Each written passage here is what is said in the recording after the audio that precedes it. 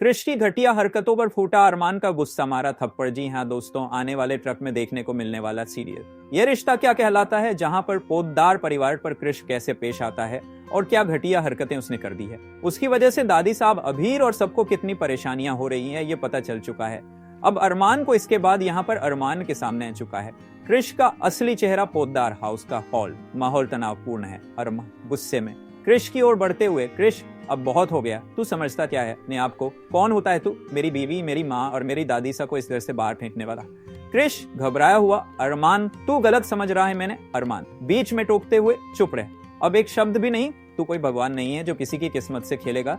जिस घर को मैंने प्यार से बनाया, मेहनत से ऊंचाइयों पर पहुंचाया, उसी घर में तूने मेरी माँ, मेरी दादी सा और मेरी पत्नी को बेसहारा कर दिया। अरमान तमतमाते हुए, मायरा ने जब सच बताया तब जाकर मेरी आंखें खुली। अब तक दाकर मेरी, मैं चुप था क्योंकि मुझे लगा था सब ठीक है, पर सच्चाई यह है कि मेरी माँ, मेरी दादी सा और अबीरा एक छोटे से कमरे में रह रही, सिर्फ 2 वक्त की रोटी के लिए तरस रही हैं।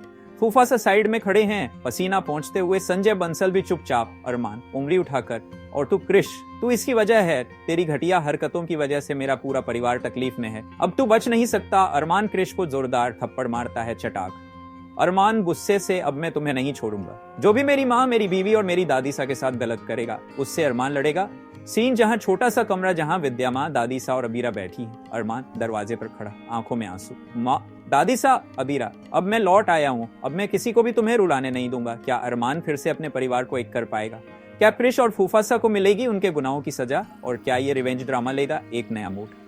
तो दोस्तों देखना ना भूलिए ये रिश्ता क्या कहलाता है का अगला धमाकेदार एपिसोड। और हाँ, अगर आपको अरमान का ये नया रूप पसंद आया तो कमेंट करके जरूर बताएं।